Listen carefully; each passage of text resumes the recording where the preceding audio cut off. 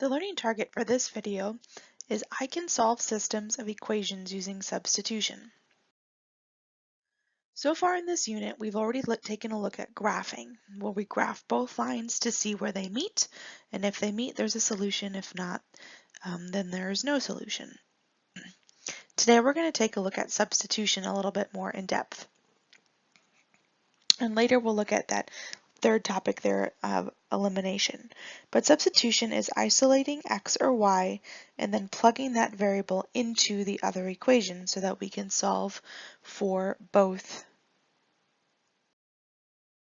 All right, so in this first example, we're asked to solve the system of equations. We have two equations that make up our system, negative 4x plus 3y equals negative 2, and then y equals x minus 1. Our first step is to isolate the variable. In this system, you can already see that the second equation, the y is already isolated. It's set equal to y. So anytime you have a system where you have y equals or x equals, it's already kind of set up for you that way. Substitution is a great method to use for solving. So here you can see that my variable's already been isolated, that y. So I'm going to take what y equals, and y equals x minus 1, and I'm going to substitute it into the second equation. So I haven't used this top equation yet. So I'm going to take that top equation and I'm substituting in that isolated variable y, and I'm substituting in what y equals. So y equals x minus 1. I'm substituting in that value for y. So now I have 4x plus 3 times the quantity of x minus 1, and that all equals negative 2. So now I just have an equation that we need to solve. So the third step is to solve for the variable. So you can see here I've already distributed. So I took that 3 and I multiplied that 3 to both terms inside of that set of parentheses. So 3x minus 3 is what that simplified to, and then I continue to solve. So on the left side here I have these like terms. Negative 4x plus 3x, that's where I got that negative 1x from. And then I just rewrite the rest of my problem. So minus 3 equals negative 2. Next, to get x by itself, I need to start moving everything away from the x to isolate my variable. So since I have a minus 3, we're going to go ahead and do the opposite, or use the addition property by adding. And when I do that, those cancel on the left side, and negative 2 plus 3 gives me a positive 1. Now I still need to get x by itself. I have this negative 1 out front, so to get rid of it, since it's being multiplied, we undo it by using the division property. So those are going to cancel, and my x value is going to equal negative 1. So I've found the x coordinate for my solution, but now I need to substitute that answer back into one of my equations to find the other variable. And I find that it's much easier to go ahead and just use that equation that's already been isolated to substitute in, because it's already solved for y. So here's my equation, y equals x minus 1, and I'm literally plugging in my value of x, which was negative 1, in for x. So y equals negative 1 minus 1, and that gives me negative 2 for my answer.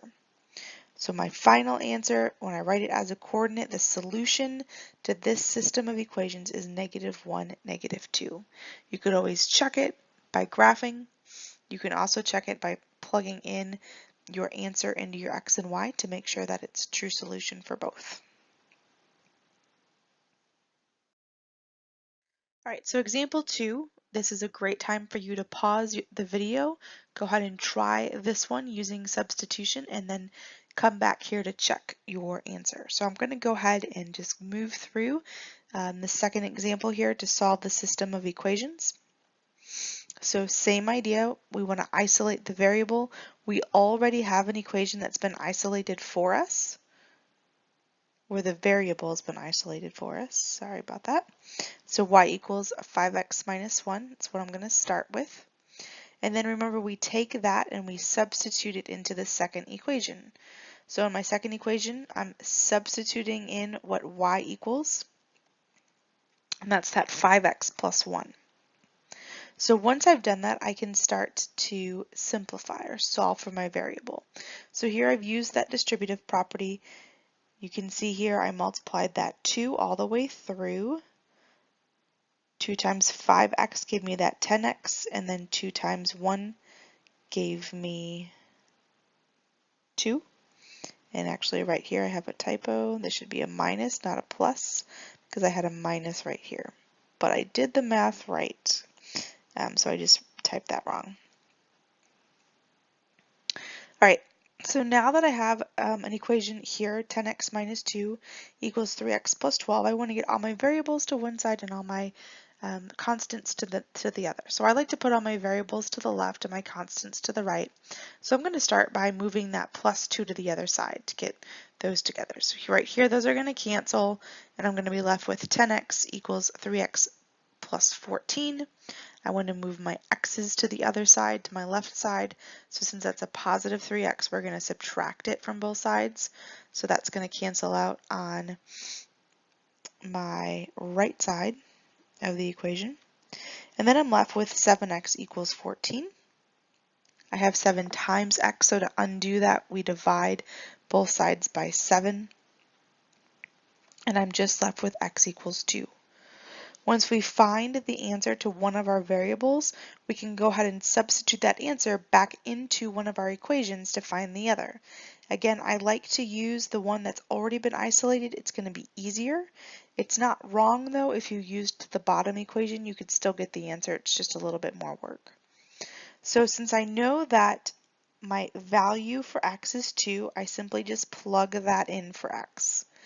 5 times 2 minus 1 is going to be 10 minus 1, or 9. So my final answer written as a coordinate is 2, 9.